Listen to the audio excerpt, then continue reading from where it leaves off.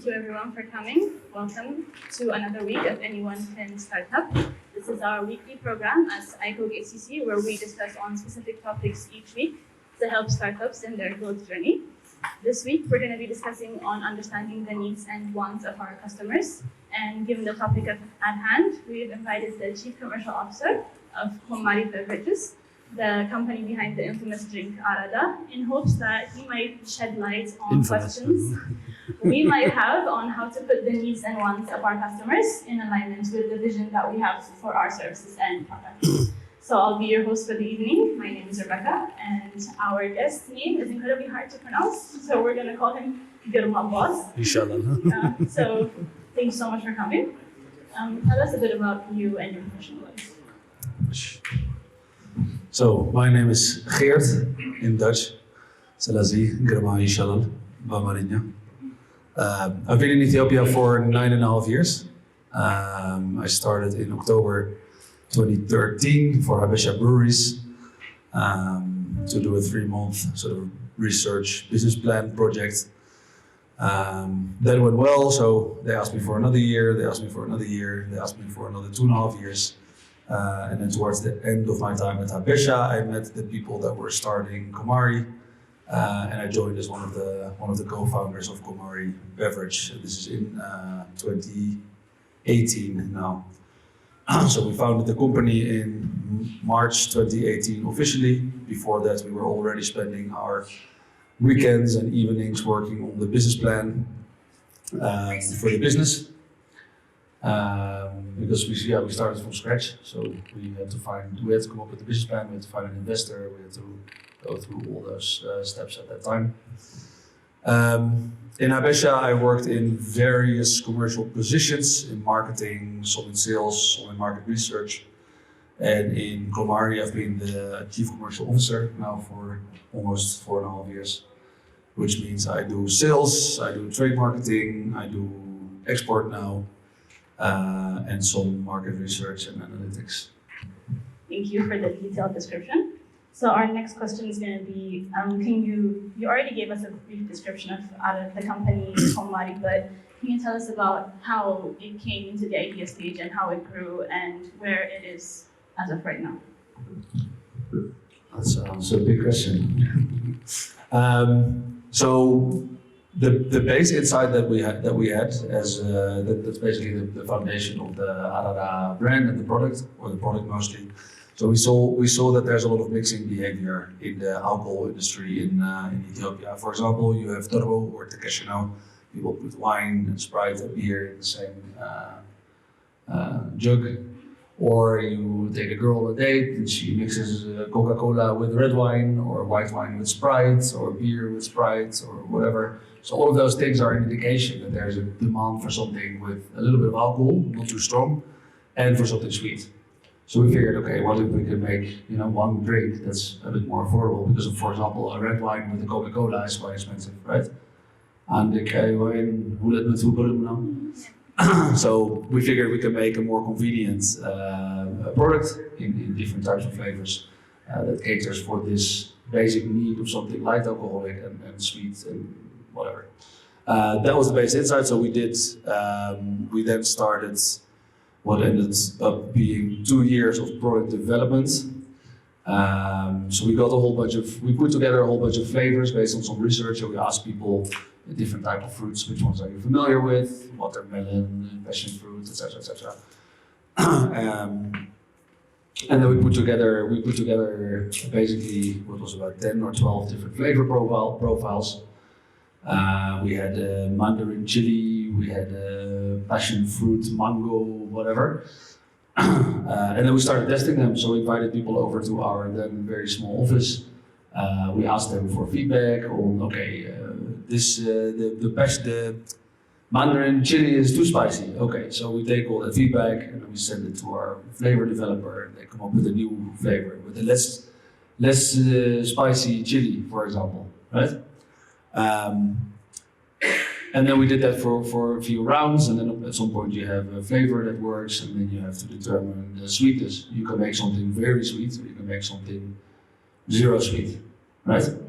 If it's very sweet, people like it, but in a small quantity. So initially you think, oh, we need to make this product very sweet. But then we start testing bigger quantities. So we invite now we invite people over to drink more, right? There's a lot of drinking in the office. So when you get people to drink a few bottles and something is very sweet, oh no, this doesn't work. So you have to reduce the sweetness.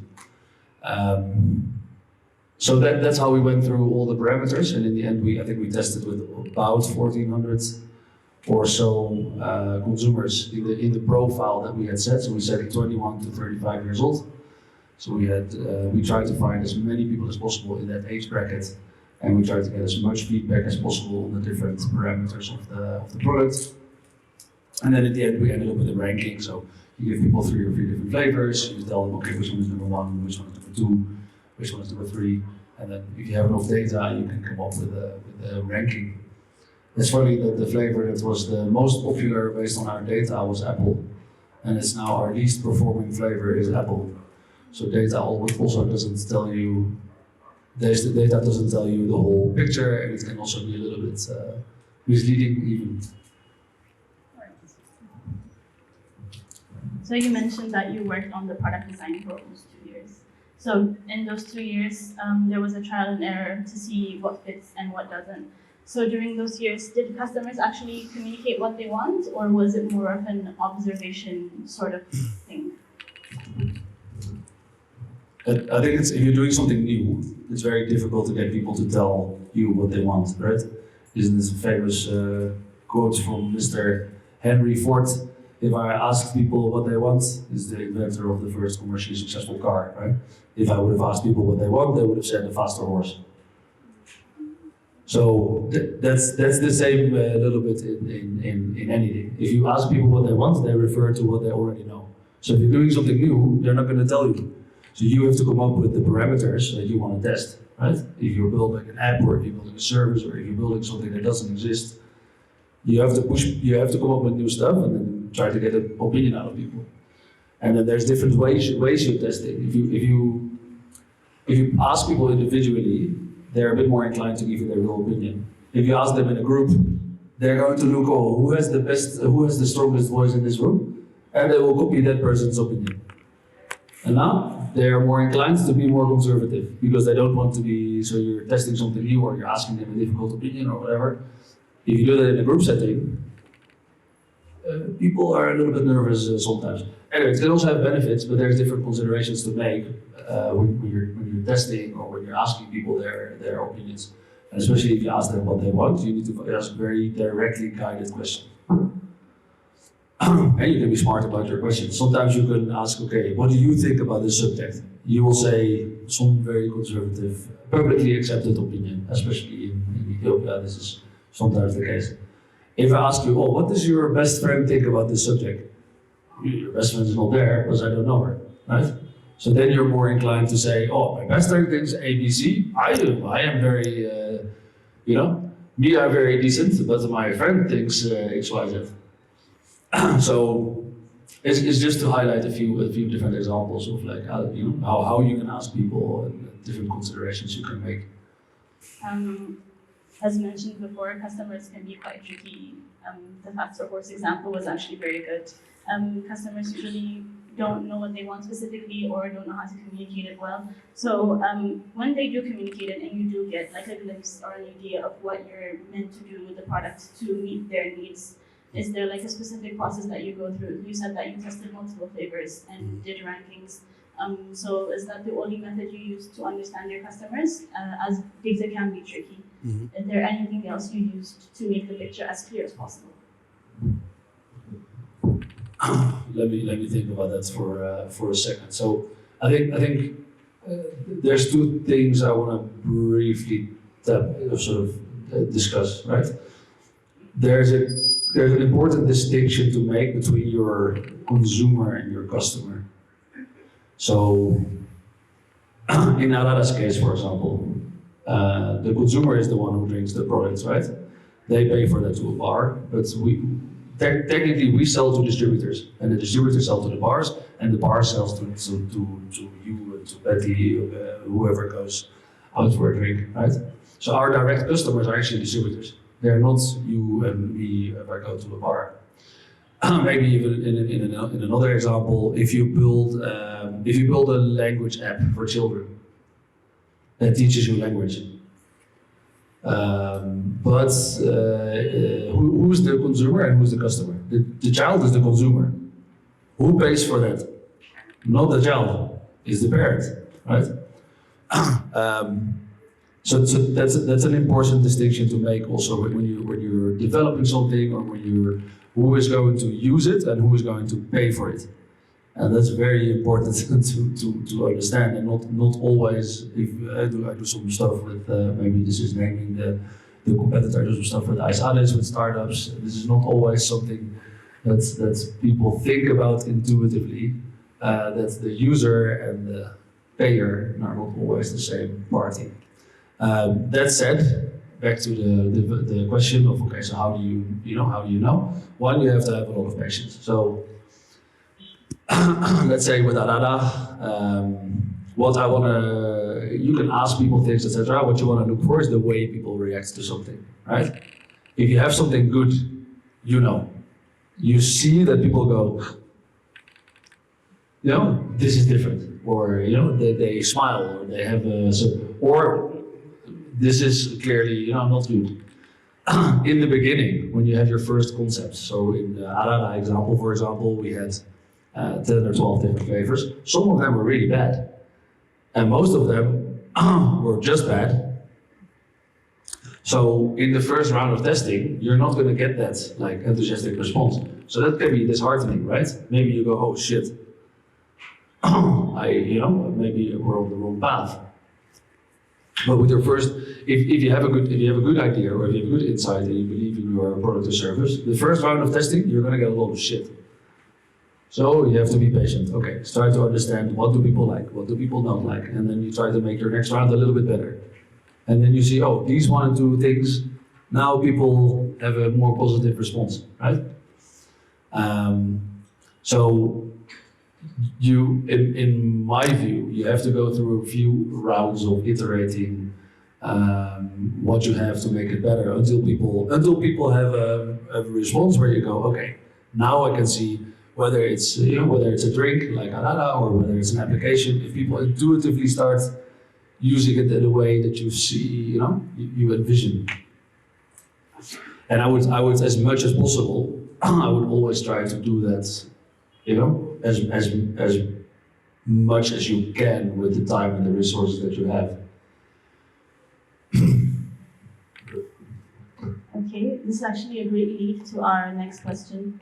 You said that you have to watch how people react to certain things, to certain not impulses, but stimuli. You know that something is good or something is bad based on the reactions, and reactions eventually become habits and then become behaviors. So when customers adopt a new product or see a new product, there has to be a behavioral shift to be able to understand and consume the specific product. So how does a customer, from your point of view, create a behavioral shift to being a beer consumer to, in this case, an Arada consumer or some other product consumer? Yeah, I think that's a very good question. You have to push very hard on that. So when we started selling Arada in April 2021. Our sales turned out to be a lot lower than we expected. We thought, oh, we have a nice branding, we have a good product, we did all our product development, everyone is gonna immediately like this. That takes a lot of, if you just wait for that to happen naturally, you are going to be waiting for a very long time. So when our business turned around was in January 2022, so January last year, basically exactly a year ago from now. What did we do? We finally started sampling our product hard. So we picked, in 2 months' time, we did 400, 500, 600, we went to 400, 500, 600 outlets, and we invited everyone who was there for, this is Ethiopia, so you can't invite anyone for one-handed something. You have to invite them 3 or 4, especially if it's alcohol, there's high expectations. So we sampled the product aggressively. That's when the sales volumes turned around completely. So you have to market. You have to get people to use your product, whether it's through giving it to them for free or doing a sort of heavy discount for a certain period of time or whatever. Again, maybe something I see a lot in startups. There's a lot of focus on the product or on the service or on the application or on the website, and then the assumption is, yeah, but this is so good. It's very unlikely that people are going to however good you have what it is. There's a lot of stuff in the world, so your thing is not going to suddenly stand out for no reason. You have to come up with a plan to market this to people. And then the more specific you can be. So we know, we for example have this idea, okay, 21 to youngsters like this product. Okay, so 21 to 35-year-olds, 21 to 35-year-olds, boys and girls who live in cities, right? That's our target market. Why does this target market definition help us? Because now we can spend our marketing resources more effectively. You have very limited money, especially as a startup. We had almost nothing. We still have almost nothing, but we had even more almost nothing then. So let's say I have 1 million per marketing budget, and I say, you know what, my product is so good, everyone is going to use this. So I go to a whole bunch of random bars in Bole. I spend all this money sampling to older male. That's the beer. The alcohol market in Ethiopia is mostly men over 30 that drink beer. That's 90% of the entire business. Is that the people that drink Arada? No. So the more specific you can be about, based on insights that you have about the business that you want to start, the more you define the people that you think are most likely to use your stuff, the more specifically you can use your marketing money. And it also goes for digital marketing, and even more. That's very specific. You can say, I want to market to 25 to 29-year-old women living in Awassa, right? On Instagram, on Facebook, and whatever. So instead of putting your age range from 18 to 99 and in the whole of Ethiopia, that's expensive. That's going to cost you a few dollars per whatever. If you set that more specifically, you're spending a lot of that money and you're spending it on people who are most likely to adopt. And then once you have those first people, then people see it. Then other people get interested because they see other people drinking it.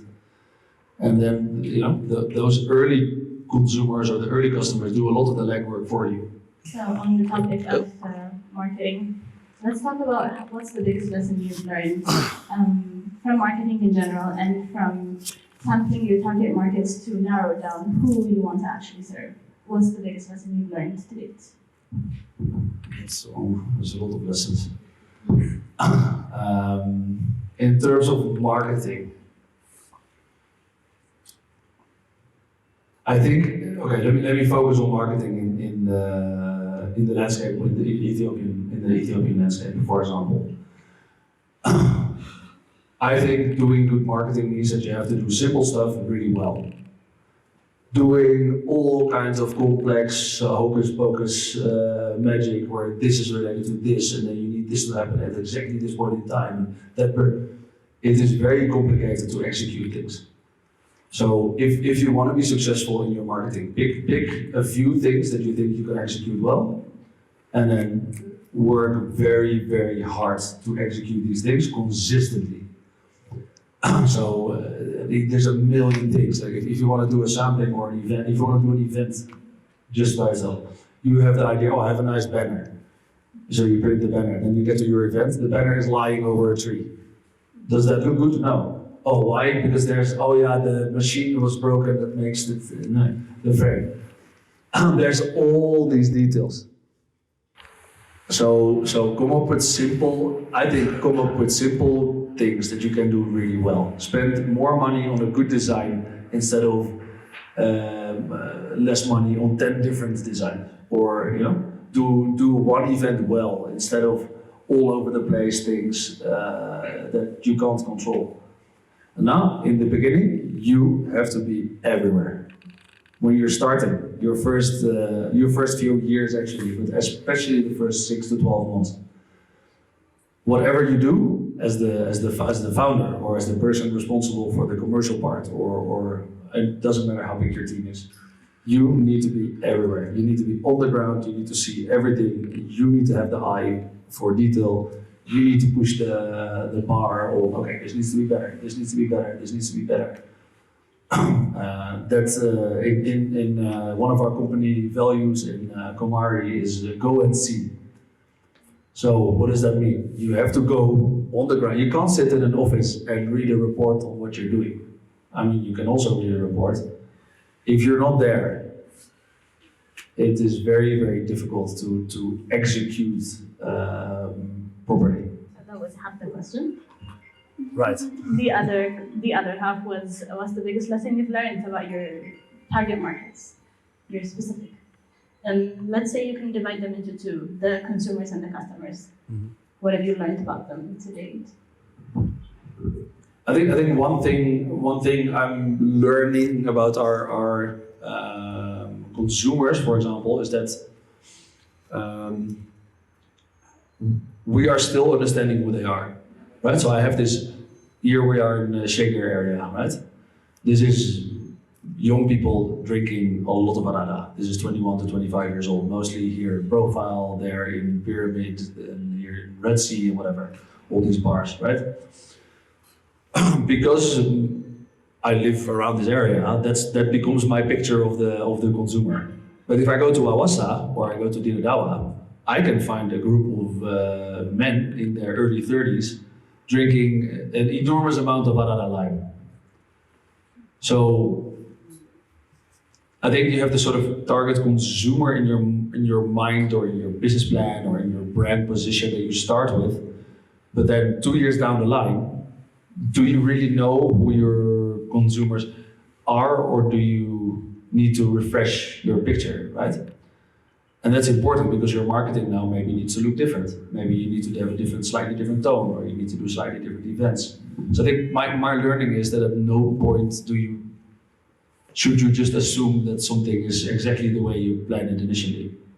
You have to keep your mind very open and adjust that there might be a new reality.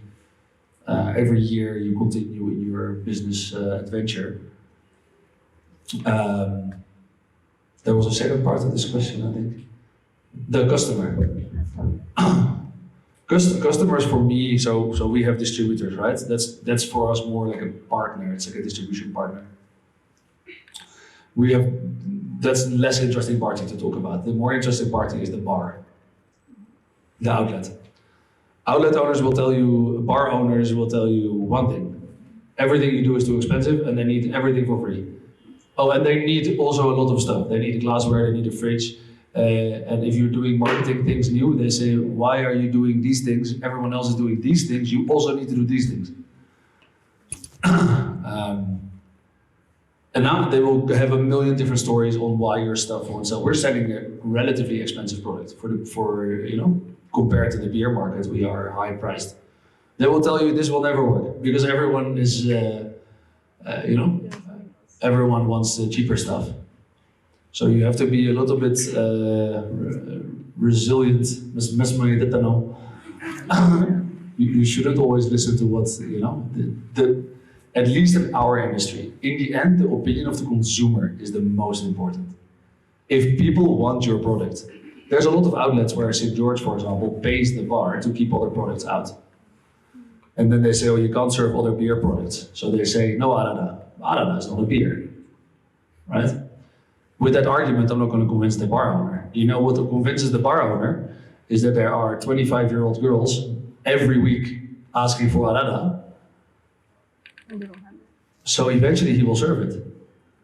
Because if he loses the younger women, you know who also tends to disappear? The younger men. So as long as you focus if you focus your efforts on building a good product or a good service and you do good marketing towards the consumer, they will drive a lot of the demand for your product. I guess even in the example of if you do a language app for children and the parents are paying, if the children really like it, those guys will follow. That doesn't mean you have to forget about them, but that does sort of direct your focus on. So given that we now have a glimpse of our customers and we know what we want to do, do you think that Arada has met a point in which it's meeting the needs of its customers and its vision is also aligned?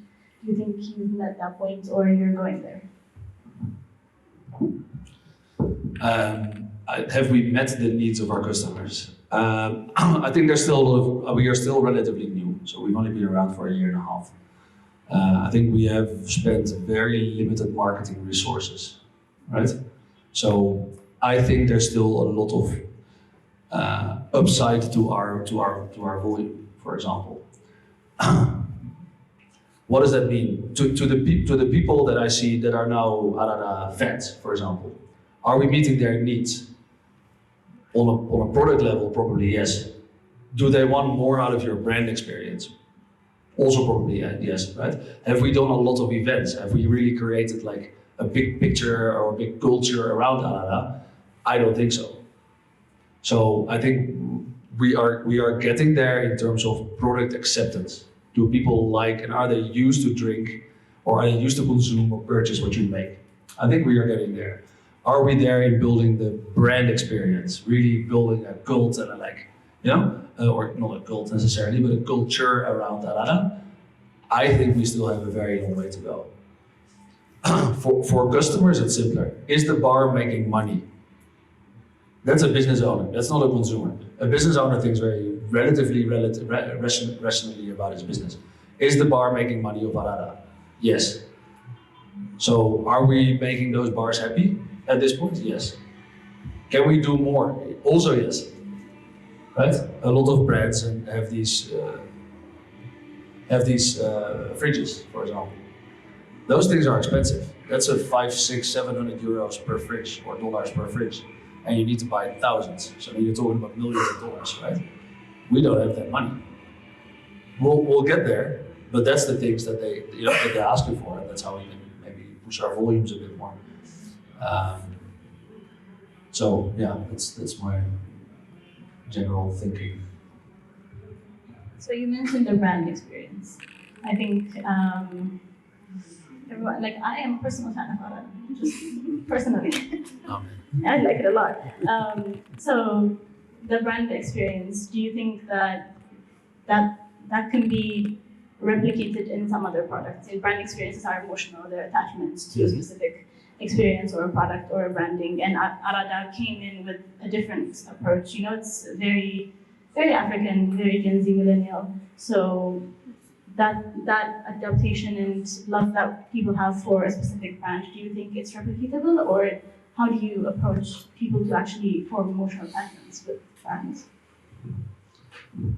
I think that's the hardest part. The hardest part of marketing. You were talking about my partner Abi earlier. I think he's the better person to talk about that. He's our creative branding partner, one of the founders of Komari. Creating that emotional association or creating that culture or the brand experience is very, very hard. It takes a long time. It takes a lot of resources. If I just put this product in the market and people just drink this, it's product acceptance. People get used to it and maybe they like the design, right? That's not a brand experience. If I can get Burner Boy here from West Africa, I think it's from West Africa. If I can get Burner Boy here and invite 500 to 1,000 loyal Arada fans like yourself, and I make sure there is a good, I make sure there's a good food and that the light show with the with the concert is on point and the quality of the sound is good and there's no queues for the bathroom or it's easy for you to get in Arada. Then I'm creating some, the next morning and the next day and the next month. Then I'm building some memory, right? So then I'm associating my Arada with some emotional connection. But doing that, as you can imagine, is expensive and is hard. It is, and the less that's okay, maybe not Burna Boy, I will get Tariku Gamkisi Or maybe I can't avoid that guy and I get someone even less. The lesser, the less special the experience, the less you will memorize it. So, yeah, once again, my creative partner in Komari is a way better person to talk about this and can maybe next time elaborate this way more. But that's doing good marketing and building an emotional connection with your brand is very tough. It's also very fun because you're getting Burna Boy from West Africa. If you could give one advice to startups in regards to product design and meeting the needs of their customers, something you think is a golden advice, what would it be? I think there's two things. There's two things for me. One, focus all the time and resources that you can on making your product as good as possible for the consumer, right? Test and test again and test again and test again until you have something where you see like, okay, now people are using this in the way that, or they're responding to this thing that in the way that I want to respond. Of course, you can't do this endlessly because you run out of time and you run out of money. So, yeah, I would and make it look as good as possible, make it work as good as possible, make it taste or whatever your thing is. Really try to maximize that to as far as you can. So spend most of your time and most of your resources on the product development. Spend all the rest of your time on money, because most startups fail because they fail to generate income, they fail to, or they run out of the funding that they have, or there's no business model behind you came up with a great application, okay, but everyone is using it, but no one is paying for it. So come up with a business plan, do a forecast for, okay, so in my first 12 months, how much do I think I'm going to make? And then look at your costs and see, okay, in July this year, I am bankrupt. That's a problem.